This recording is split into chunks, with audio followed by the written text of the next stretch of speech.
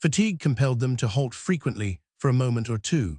At one of these halts somebody called out, "Look at Mont Blanc," and we were at once made aware of the very great height we had attained by actually seeing the monarch of the Alps and his attendant satellites right over the top of the Breithorn, itself at least 14,000 feet high.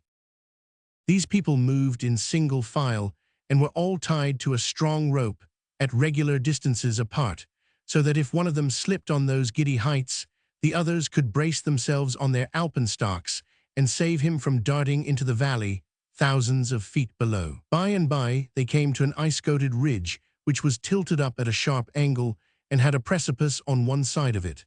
They had to climb this, so the guide in the lead cut steps in the ice with his hatchet, and as fast as he took his toes out of one of these slight holes, the toes of the man behind him occupied it. Slowly and steadily, we kept on our way over this dangerous part of the ascent, and I dare say it was fortunate for some of us that attention was distracted from the head by the paramount necessity of looking after the feet, for while on the left, the incline of ice was so steep that it would be impossible for any man to save himself in case of a slip, unless the others could hold him up. On the right, we might drop a pebble from the hand over precipices of unknown extent down upon the tremendous glacier below. Great caution, therefore, was absolutely necessary, and in this exposed situation we were attacked by all the fury of that grand enemy of aspirants to Monte Rosa, a severe and bitterly cold wind from the north. The fine powdery snow was driven past us in the clouds, penetrating the interstices of our clothes, and the pieces of ice which flew from the blows of Peter's axe were whisked into the air and then dashed over the precipice. We had quite enough to do to prevent ourselves from being served in the same ruthless fashion, and now and then, in the more violent gusts of wind, were glad to stick our alpenstocks into the ice and hold on hard. Having surmounted this perilous steep, they sat down and took a brief rest with their backs against a sheltering rock and their heels dangling over a bottomless abyss. Then they climbed to the base of another ridge, a more difficult and dangerous one still. The whole of the ridge was exceedingly narrow, and the fall on each side desperately steep, but the ice in some of these intervals between the masses of rock assumed the form of a mere sharp edge, almost like a knife. These places, though not more than 3 or 4 short paces in length, looked uncommonly awkward, but like the sword leading true believers to the gates of paradise, they must needs be passed before we could attain to the summit of our ambition. These were in 1 or 2 places so narrow that in stepping over them, with toes well turned out for greater security, one end of the foot projected over the awful precipice on the right, while the other was on the beginning of the ice slope on the left, which was scarcely less steep than the rocks. On these occasions, Peter would take my hand, and each of us stretching as far as we could, he was thus enabled to get a firm footing 2 paces or rather more from me, whence a spring would probably bring him to the rock on the other side. Then, turning around, he called to me to come, and taking a couple of steps carefully, I was met at the third by his outstretched hand ready to clasp mine, and in a moment stood by his side. The others followed in much the same fashion. Once my right foot slipped on the side toward the precipice, but I threw out my left arm in a moment so that it caught the icy edge under my armpit as I fell, and supported me considerably. At the same instant, I cast my eyes down the side on which I had slipped, and contrived to plant my right foot on a piece of rock as large as a cricket ball, which chanced to protrude through the ice, on the very edge of the precipice. Being thus anchored fore and aft, as it were, I believe I could easily have recovered myself, even if I had been alone, though it must be confessed the situation would have been an awful one. As it was, however, a jerk from Peter settled the matter very soon, and I was on my legs all right in an instant. The rope is an immense help in places of this kind.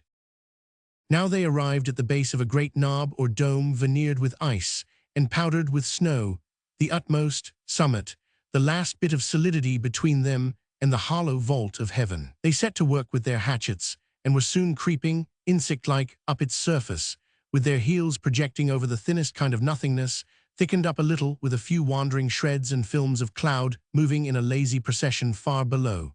Presently, one man's toehold broke and he fell. There he dangled in midair at the end of the rope, like a spider, till his friends above hauled him into place again. A little bit later, The party stood upon the wee pedestal of the very summit, in a driving wind, and looked out upon the vast green expanses of Italy and a shoreless ocean of billowy Alps.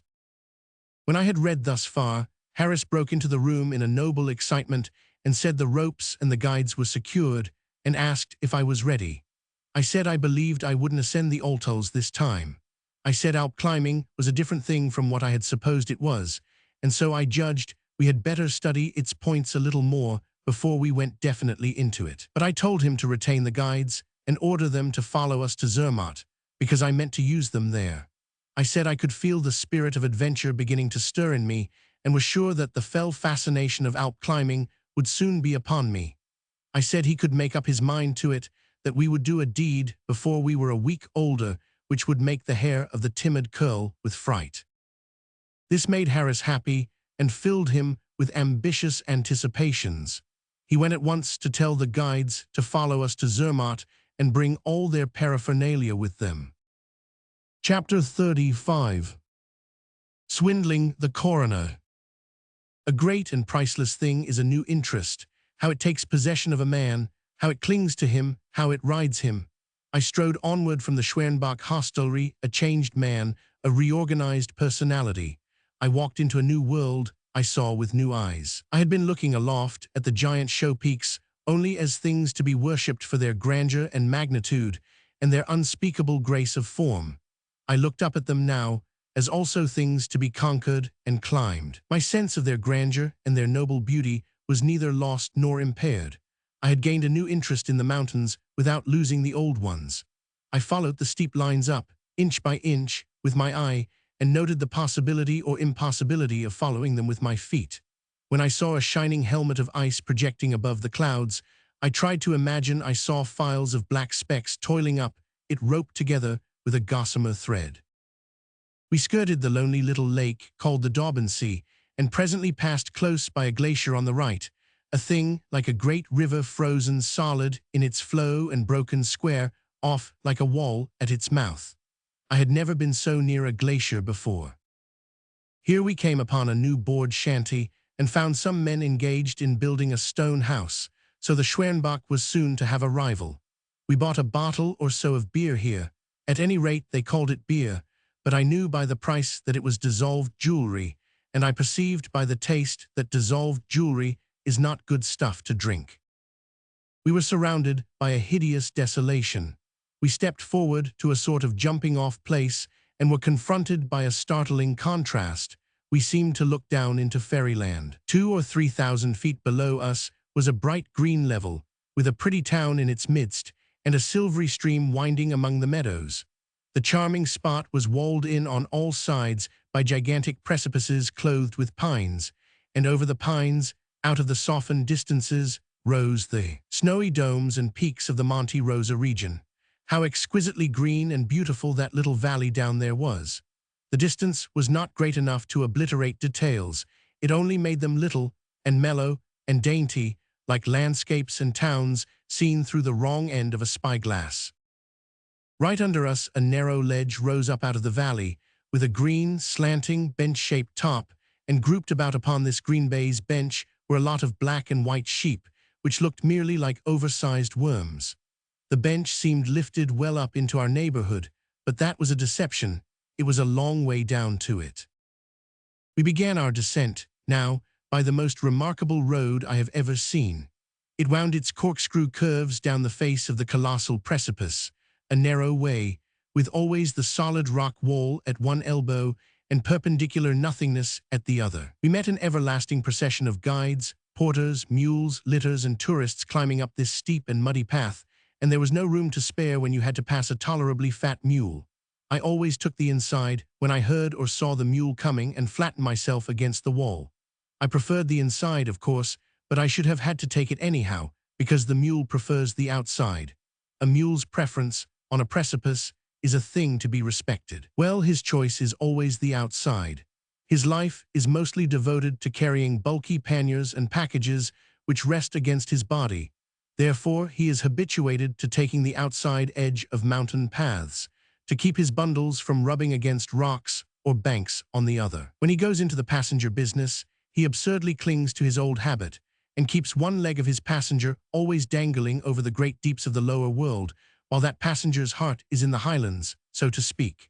More than once I saw a mule's hind foot cave over the outer edge and send earth and rubbish into the bottom abyss, and I noticed that upon these occasions the rider, whether male or female, looked tolerably unwell. There was one place where an 18-inch breadth of light masonry had been added to the verge of the path, and as there was a very sharp turn here, a panel of fencing had been set up there at some time as a protection. This panel was old and grey and feeble, and the light masonry had been loosened by recent rains. A young American girl came along on a mule, and in making the turn, the mule's hind foot caved all the loose masonry and one of the fence posts overboard.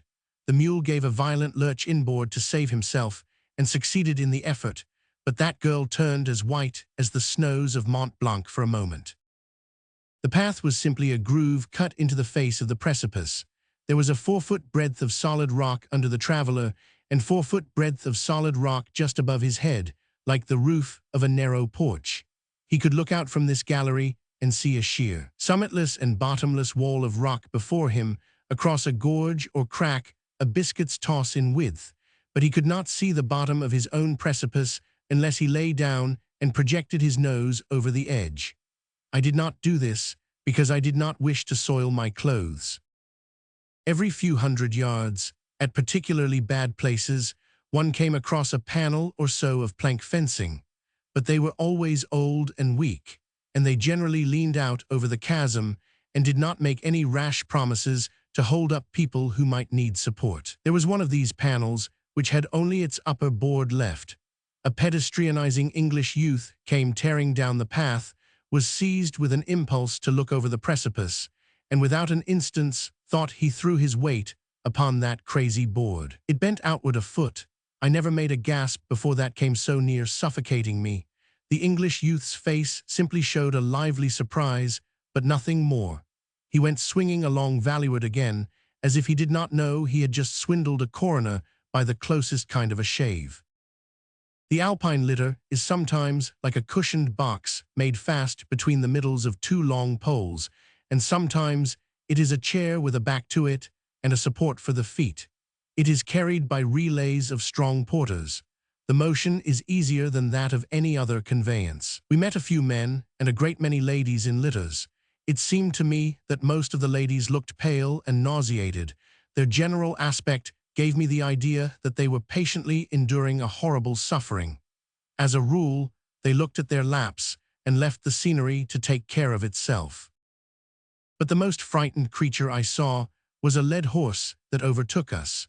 Poor fellow, he had been born and reared in the grassy levels of the Kandersteg Valley and had never seen anything like this hideous place before. Every few steps he would stop short, glance wildly out from the dizzy height, and then spread his red nostrils wide and pant as violently as if he had been running a race. And all the while he quaked from head to heel as with a palsy. He was a handsome fellow, and he made a fine statuesque picture of terror, but it was pitiful to see him suffer so. This dreadful path has had its tragedy. Baedeker, with his customary over-terseness, begins and ends the tale thus. The descent on horseback should be avoided. In 1861, a Comtesse de Herlincourt fell from her saddle over the precipice and was killed on the spot. We looked over the precipice there and saw the monument which commemorates the event. It stands in the bottom of the gorge, in a place which has been hollowed out of the rock to protect it from the torrent and the storms. Our old guide never spoke but when spoken to, and then limited himself to a syllable or two, but when we asked him about this tragedy, he showed a strong interest in the matter. He said the Countess was very pretty and very young, hardly out of her girlhood, in fact. She was newly married and was on her bridal tour. The young husband was riding a little in advance. One guide was leading the husband's horse, another was leading the bride's. The old man continued.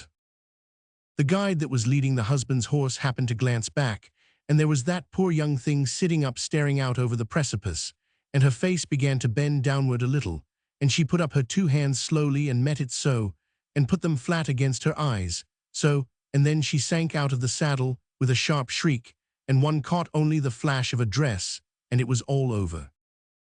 Then, after a pause, "Ah yes, that guide saw these things. Yes, he saw them all. He saw them all just as I have told you." After another pause, "Ah yes, he saw them all. My God, that was me. I was that guide." This had been the one event of the old man's life, so one may be sure he had forgotten no detail connected with it. We listened to all he had to say about what was done and what happened and what was said after the sorrowful occurrence, and a painful story it was. When we had wound down toward the valley until we were about on the last spiral of the corkscrew, Harris's hat blew over the last remaining bit of precipice, a small cliff 100 or 150 feet high, and sailed down toward a steep slant composed of rough chips and fragments which the weather had flaked away from the precipices. We went leisurely down there, expecting to find it without any trouble, but we had made a mistake as to that. We hunted during a couple of hours, not because the old straw hat was valuable, but out of curiosity to find out how such a thing could manage to conceal itself in open ground where there was nothing left for it to hide behind. When one is reading in bed and lays his paper knife down, he cannot find it again if it is smaller than a saber. That hat was as stubborn as any paper knife could have been, and we finally had to give it up. But we found a fragment that had once belonged to an opera glass, and by digging around and turning over the rocks, we gradually collected all the lenses and the cylinders and the various odds and ends that go to making up a complete opera glass. We afterward had the thing reconstructed, and the owner can have his adventurous lost property by submitting proofs and paying costs of rehabilitation. We had hopes of finding the owner there, distributed around amongst the rocks, for it would have made an elegant paragraph, but we were disappointed. Still, we were far from being disheartened, for there was a considerable area which we had not thoroughly searched. We were satisfied he was there, somewhere, so we resolved to wait over a day at Luke and come back and get him. Then we sat down to polish off the perspiration and arrange about what we would do with him when we got him. Harris was for contributing him to the British Museum, but I was for mailing him to his widow. That is the difference between Harris and me. Harris is all for display. I am all for the simple right, even though I lose money by it. Harris argued in favor of his proposition against mine. I argued in favor of mine and against his. The discussion warmed into a dispute. The dispute warmed into a quarrel. I finally said, very decidedly, "My mind is made up. He goes to the widow." Harris answered sharply, "And my mind is made up. He goes to the museum." I said calmly, "The museum may whistle when it gets him." Harris retorted, "The widow may save herself the trouble of whistling, for I will see that she never gets him." After some angry bandying of epithets, I said, "It seems to me that you are taking on a good many airs about these remains. I don't quite see what you've got to say about them." I've got all to say about them. They'd never have been thought of if I hadn't found their opera glass. The corpse belongs to me, and I'll do as I please with him. I was leader of the expedition, and all discoveries achieved by it naturally belonged to me. I was entitled to these remains and could have enforced my right, but rather than have bad blood about the matter, I said we would toss up for them. I threw heads and won, but it was a barren victory, for although we spent all the next day searching, we never found a bone. I cannot imagine what could ever have become of that fellow. The town in the valley is called Luke or Lukerbad. We pointed our course toward it, down a verdant slope, which was adorned with fringed gentians and other flowers, and presently entered the narrow alleys of the outskirts and waded toward the middle of the town through liquid fertilizer. They ought to either pave that village or organize a ferry. Harris's body was simply a chamois pasture. His person was populous with the little hungry pests. His skin, when he stripped, was splotched like a scarlet fever patient's. So, when we were about to enter one of the Lukerbad inns, and he noticed its sign, Chamois Hotel, he refused to stop there. He said the chamois was plentiful enough without hunting up hotels where they made a specialty of it. I was indifferent, for the chamois is a creature that will neither bite me nor abide with me, but to calm Harris, we went to the Hotel des Alps. At the table d'hôte we had this for an incident. A very grave man, in fact his gravity amounted to solemnity and almost to austerity, sat opposite us, and he was tight, but doing his best to appear sober. He took up a corked bottle of wine, tilted it over his glass a while, then set it out of the way with a contented look, and went on with his dinner. Presently he put his glass to his mouth, and of course found it empty. He looked puzzled, and glanced furtively and suspiciously out of the corner of his eye at a benignant and unconscious old lady who sat at his right, shook his head, as much as to say, no, she couldn't have done it. He tilted the corked bottle over his glass again, meantime searching around with his watery eye to see if anybody was watching him. He ate a few mouthfuls, raised his glass to his lips, and of course it was still empty. He bent an injured and accusing side glance upon that unconscious old lady, which was a study to see. She went on eating and gave no sign. He took up his glass and his bottle, with a wise private nod of his head, and set them gravely on the left-hand side of his plate, poured himself another imaginary drink, went to work with his knife and fork once more, presently lifted his glass with good confidence, and found it empty as usual. This was almost a petrifying surprise. He straightened himself up in his chair and deliberately and sorrowfully inspected the busy old ladies at his elbows, first one and then the other. At last he softly pushed his plate away, set his glass directly in front of him, held on to it with his left hand, and proceeded to pour with his right. This time he observed that nothing came. He turned the bottle clear upside down, still nothing issued from it. A plaintive look came into his face, and he said, as if to himself, "Ike, they've got it all." Then he set the bottle down, resignedly, and took the rest of his dinner dry. It was at that table d'hôte, too, that I had under inspection the largest lady I have ever seen in private life. She was over 7 feet high and magnificently proportioned. What had first called my attention to her was my stepping on an outlying flange of her foot, and hearing, from up toward the ceiling, a deep, "Pardon, MCU, but you encroach." That was when we were coming through the hall, and the place was dim, and I could see her only vaguely. The thing which called my attention to her the second time was that at a table beyond ours were 2 very pretty girls, and this great lady came in and sat down between them and me and blotted out my view. She had a handsome face, and she was very finely formed, perfectly formed, I should say, but she made everybody around her look trivial and commonplace. Ladies near her looked like children, and the men about her looked mean. They looked like failures, and they looked as if they felt so too. She sat with her back to us. I never saw such a back in my life. I would have so liked to see the moon rise over it. The whole congregation waited, under one pretext or another, till she finished her dinner and went out. They wanted to see her at full altitude, and they found it worth tarrying for. She filled one's idea of what an empress ought to be when she rose up in her unapproachable grandeur and moved superbly out of that place. We were not at Luke in time to see her at her heaviest weight. She had suffered from corpulence and had come there to get rid of her extra flesh in the baths. 5 weeks of soaking, 5 uninterrupted hours of it every day, had accomplished her purpose and reduced her to the right proportions.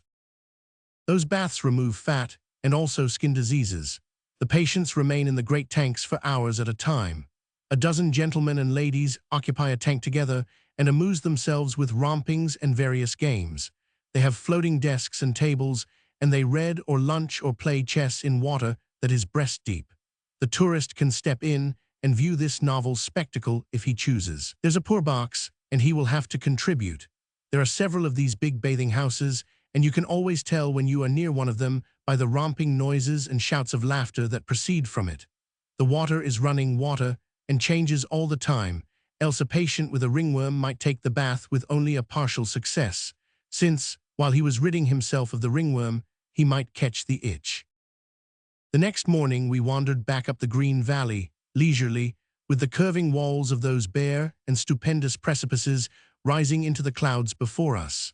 I had never seen a clean, bare precipice stretching up 5,000 feet above me before, and I never shall expect to see another one. They exist, perhaps, but not in places where one can easily get close to them. This pile of stone is peculiar. From its base to the soaring tops of its mighty towers, all its lines and all its details vaguely suggest human architecture. There are rudimentary bow windows, cornices, chimneys, demarcations of stories, etc. One could sit and stare up there and study the features and exquisite graces of this grand structure, bit by bit, and day after day, and never weary his interest. The termination, toward the town, observed in profile, is the perfection of shape. It comes down out of the clouds in a succession of rounded, colossal, terrace-like projections, a stairway for the gods. At its head spring several lofty storm-scarred towers, one after another, with faint films of vapor curling always about them like spectral banners. If there were a king whose realms included the whole world, here would be the place meet and proper for such a monarch. He would only need to hollow it out and put in the electric light. He could give audience to a nation at a time under its roof. Our search for those remains having failed, we inspected with a glass the dim and distant track of an old-time avalanche that once swept down from some pine-grown summits behind the town and swept away the houses and buried the people. Then we struck down the road that leads toward the Rhone to see the famous ladders. These perilous things are built against the perpendicular face of a cliff 200 or 300 feet high. The peasants of both sexes were climbing up and down them with heavy loads on their backs. I ordered Harris to make the ascent so I could put the thrill and horror of it in my book, and he accomplished the feat successfully through a subagent for 3 francs, which I paid. It makes me shudder yet when I think of what I felt when I was clinging there between heaven and earth in the person of that proxy. At times the world swam around me, and I could hardly keep from letting go, so dizzying was the appalling danger. Many a person would have given up and descended, but I stuck to my task and would not yield until I had accomplished it. I felt a just pride in my exploit, but I would not have repeated it for the wealth of the world. I shall break my neck yet with some such foolhardy performance, for warnings never seemed to have any lasting effect on me. When the people of the hotel found that I had been climbing those crazy ladders, it made me an object of considerable attention. Next morning early, we drove to the Rhone Valley and took the train for Visp. There we shouldered our knapsacks and things and set out on foot, in a tremendous rain, up the winding gorge toward Zermatt. Hour after hour we slopped along by the roaring torrent and under noble lesser Alps which were clothed in rich velvety green all the way up and had little atomy Swiss homes perched upon grassy benches along their mist-dimmed heights. The rain continued to pour and the torrent to boom, and we continued to enjoy both. At the one spot where this torrent tossed its white mane highest and thundered loudest and lashed the big boulders fiercest, the canton had done itself the honor to build the flimsiest wooden bridge that exists in the world. While we were walking over it, along with a party of horsemen, I noticed that even the larger raindrops made it shake. I called Harris's attention to it, and he noticed it too. It seemed to me that if I owned an elephant that was a keepsake and I thought a good deal of him, I would think twice before I would ride him over that bridge. We climbed up to the village of St. Nicholas about 4:30 in the afternoon, waded ankle-deep through the fertilizer juice, and stopped at a new and nice hotel close by the little church. We stripped and went to bed and sent our clothes down to be baked, and the horde of soaked tourists did the same. That chaos of clothing got mixed in the kitchen, and there were consequences. I did not get back the same drawers I sent down when our things came up at 6:15. I got a pair on a new plan. They were merely a pair of white ruffle-cuffed absurdities hitched together at the top with a narrow band, and they did not come quite down to my knees. They were pretty enough, but they made me feel like two people and disconnected at that. The man must have been an idiot that got himself up like that to rough it in the Swiss mountains. The shirt they brought me was shorter than the drawers and hadn't any sleeves to it. At least, it hadn't anything more than what Mr. Darwin would call rudimentary sleeves. These had edging around them, but the bosom was ridiculously plain. The knit silk undershirt they brought me was on a new plan and was really a sensible thing. It opened behind and had pockets in it to put your shoulder blades in, but they did not seem to fit mine, and so I found it a sort of uncomfortable garment. They gave my bobtail coat to somebody else and sent me an ulster suitable for a giraffe. I had to tie my collar on because there was no button behind on that foolish little shirt which I described a while ago. When I was dressed for dinner at 6:30, I was too loose in some places and too tight in others, and altogether I felt slovenly and ill-conditioned. However, the people at the table d'hôte were no better off than I was. They had everybody's clothes but their own on. A long stranger recognized his ulster as soon as he saw the tail of it following me in, but nobody claimed my shirt or my drawers, though I described them as well as I was able. I gave them to the chambermaid that night when I went to bed, and she probably found the owner, for my own things were on a chair outside my door in the morning. There was a lovable English clergyman who did not get to the table d'hôte at all. His breeches had turned up missing and without any equivalent. He said he was not more particular than other people, but he had noticed that a clergyman at dinner without any breeches was almost sure to excite remark. Chapter 36. The fiendish fun of Alp climbing. We did not oversleep at St. Nicholas. The church bell began to ring at 4:30 in the morning, and from the length of time it continued to ring I judged that it takes the Swiss sinner a good while to get the invitation through his head. Most church bells in the world are of poor quality and have a harsh and rasping sound which upsets the temper and produces much sin, but the St. Nicholas bell is a good deal the worst one that has been contrived yet, and is peculiarly maddening in its operation. Still, it may have its right and its excuse to exist, for the community is poor and not every citizen can afford a clock, perhaps. But there cannot be any excuse for our church bells at home, for there is no family in America without a clock, and consequently there is no fair pretext for the usual Sunday medley of dreadful sounds that issues from our steeples. There is much more profanity in America on Sunday than in all in the other 6 days of the week put together, and it is of a more bitter and malignant character than the weekday profanity, too.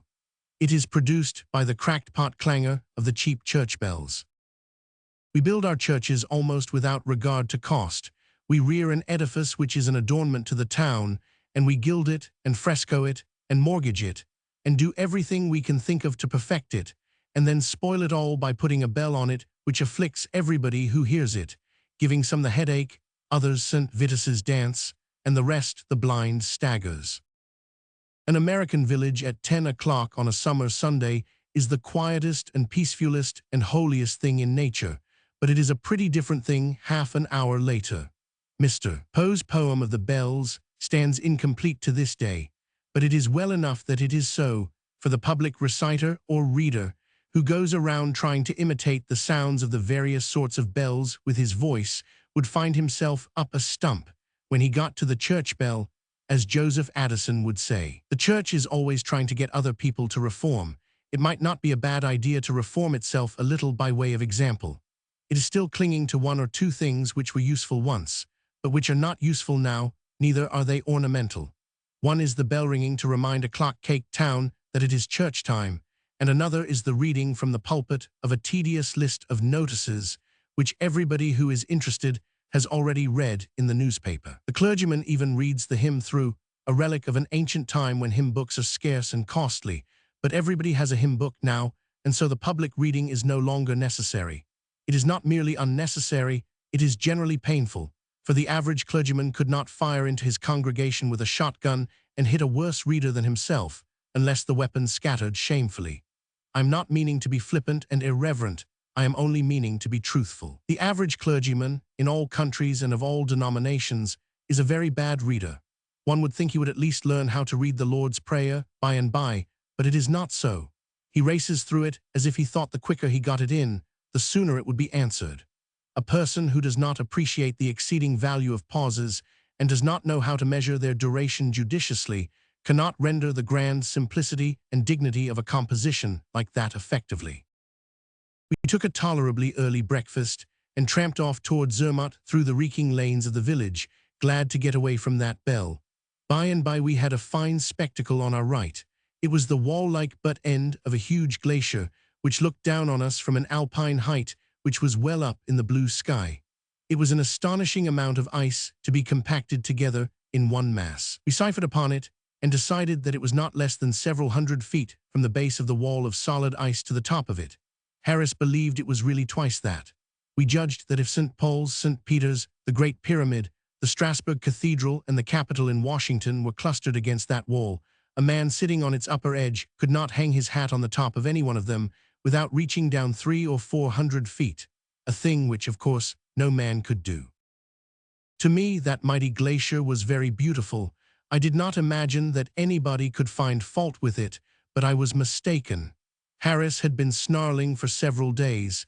He was a rabid Protestant, and he was always saying, "In the Protestant cantons, you never see such poverty and dirt and squalor as you do in this Catholic one. You never see the lanes and alleys flowing with foulness. You never see such wretched little sties of houses. You never see an inverted tin turnip on top of a church for a dome. And as for a church bell, why, you never hear a church bell at all." All this morning he had been finding fault, straight along. First it was with the mud. He said, "It ain't muddy in a Protestant canton when it rains." Then it was with the dogs. "They don't have those lop-eared dogs in a Protestant canton." Then it was with the roads. "They don't leave the roads to make themselves in a Protestant canton. The people make them, and they make a road that is a road too." Next it was the goats. "You never see a goat shedding tears in a Protestant canton. A goat there is one of the cheerfulest objects in nature." Next it was the chamois. "You never see a Protestant chamois act like one of these. They take a bite or two and go, but these fellows camp with you and stay." Then it was the guide boards.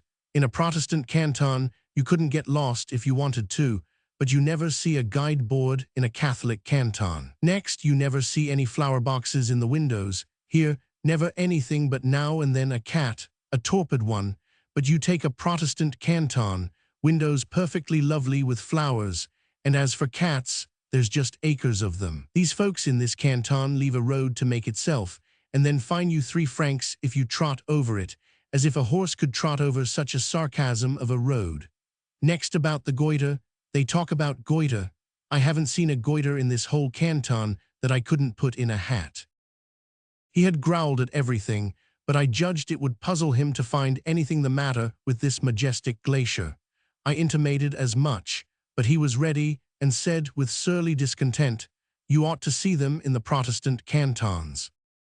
This irritated me, but I concealed the feeling and asked, "What is the matter with this one?" "Matter? Why, it ain't in any kind of condition. They never take any care of a glacier here. The moraine has been spilling gravel around it and got it all dirty." "Why, man, they can't help that." You're right, that is, they won't. They could if they wanted to. You never see a speck of dirt on a Protestant glacier. Look at the Rhone Glacier. It is 15 miles long and 700 feet thick. If this was a Protestant glacier, you wouldn't see it looking like this, I can tell you. "That is nonsense. What would they do with it?" "They would whitewash it. They always do." I did not believe a word of this, but rather than have trouble I let it go, for it is a waste of breath to argue with a bigot. I even doubted if the Rhone Glacier was in a Protestant canton, but I did not know, so I could not make anything by contradicting a man who would probably put me down at once with manufactured evidence. About 9 miles from St. Nicholas, we crossed a bridge over the raging torrent of the Visp, and came to a log strip of flimsy fencing, which was pretending to secure people from tumbling over a perpendicular wall 40 feet high and into the river. 3 children were approaching. One of them, a little girl about 8 years old, was running. When pretty close to us, she stumbled and fell, and her feet shot under the rail of the fence, and for a moment projected over the stream. It gave us a sharp shock, for we thought she was gone sure, for the ground slanted steeply, and to save herself seemed a sheer impossibility, but she managed to scramble up and ran by us laughing. We went forward and examined the place and saw the long tracks which her feet had made in the dirt when they darted over the verge. If she had finished her trip, she would have struck some big rocks in the edge of the water, and then the torrent would have snatched her downstream among the half-covered boulders, and she would have been pounded to pulp in 2 minutes. We had come exceedingly near witnessing her death. And now Harris's contrary nature and inborn selfishness was strikingly manifested. He has no spirit of self-denial. He began straight off and continued for an hour to express his gratitude that the child was not destroyed. I never saw such a man. That was the kind of person he was. Just so he was gratified, he never cared anything about anybody else. I had noticed that trait in him over and over again. Often, of course, it was mere heedlessness, mere want of reflection. Doubtless this may have been the case in most instances, but it was not the less hard to bar on that account, And after all, its bottom, its groundwork, was selfishness. There is no avoiding that conclusion. In the instance under consideration, I did think the indecency of running on in that way might occur to him. But no, the child was saved, and he was glad. That was sufficient. He cared not a straw for my feelings, or my loss of such a literary plum, snatched from my very mouth at the instant it was ready to drop into it. His selfishness was sufficient to place his own gratification in being spared suffering clear before all concern for me, his friend. Apparently, he did not once reflect upon the valuable details which would have fallen like a windfall to me. Fishing the child out, witnessing the surprise of the family, and the stir the thing would have made among the peasants. Then a Swiss funeral, then the roadside monument, to be paid for by us and have our names mentioned in it, and we should have gone into Baedeker and been immortal. I was silent. I was too much hurt to complain. If he could act so, and be so heedless and so frivolous at such a time, and actually seem to glory in it, after all I had done for him, I would have cut my hand off before I would let him see that I was wounded. We were approaching Zermatt. Consequently, we were approaching the renowned Matterhorn. A month before, this mountain had been only a name to us, but latterly we had been moving through a steadily thickening double row of pictures of it, done in oil, water, chromo, wood, steel, copper, crayon, and photography, and so it had at length become a shape to us, and a very distinct, decided, and familiar one, too. We were expecting to recognize that mountain whenever or wherever we should run across it. We were not deceived. The monarch was far away when we first saw him, but there was no such thing as mistaking him. He has the rare peculiarity of standing by himself. He is peculiarly steep, too, and is also most oddly shaped. He towers into the sky like a colossal wedge, with the upper third of its blade bent a little to the left. The broad base of this monster wedge is planted upon a grand glacier-paved alpine platform whose elevation is 10,000 feet above sea level. As the wedge itself is some 5,000 feet high, it follows that its apex is about 15,000 feet above sea level. So the whole bulk of this stately piece of rock, this sky-cleaving monolith, is above the line of eternal snow. Yet while all its giant neighbors have the look of being built of solid snow, from their waists up, the Matterhorn stands black and naked and forbidding the year round, or merely powdered or streaked with white in places, for its sides are so steep that the snow cannot stay there. Its strange form, its august isolation, and its majestic unkinship with its own kind make it, so to speak, the Napoleon of the mountain world. Grand, gloomy, and peculiar is a phrase which fits it as aptly as it fitted the great captain. Think of a monument a mile high, standing on a pedestal 2 miles high. This is what the Matterhorn is, a monument. Its office, henceforth, for all time, will be to keep watch and ward over the secret resting place of the young Lord Douglas, who, in 1865, was precipitated from the summit over a precipice 4,000 feet high and never seen again. No man ever had such a monument as this before. The most imposing of the world's other monuments are but atoms compared to it, and they will perish, and their places will pass from memory, but this will remain. The accident which cost Lord Douglas his life, see chapter Roman 12, also cost the lives of 3 other men. These 3 fell 4/5 of a mile, and their bodies were afterward found, lying side by side, upon a glacier, whence they were borne to Zermatt and buried in the churchyard. The remains of Lord Douglas have never been found. The secret of his sepulture, like that of Moses, must remain a mystery always. A walk from St. Nicholas to Zermatt is a wonderful experience. Nature is built on a stupendous plan in that region. One marches continually between walls that are piled into the skies, with their upper heights broken into a confusion of sublime shapes that gleam white and cold against the background of blue. And here and there one sees a big glacier displaying its grandeurs on the top of a precipice, or a graceful cascade leaping and flashing down the green declivities. There is nothing tame or cheap or trivial. It is all magnificent. That short valley is a picture gallery of a notable kind, for it contains no mediocrities. From end to end, the Creator has hung it with his masterpieces.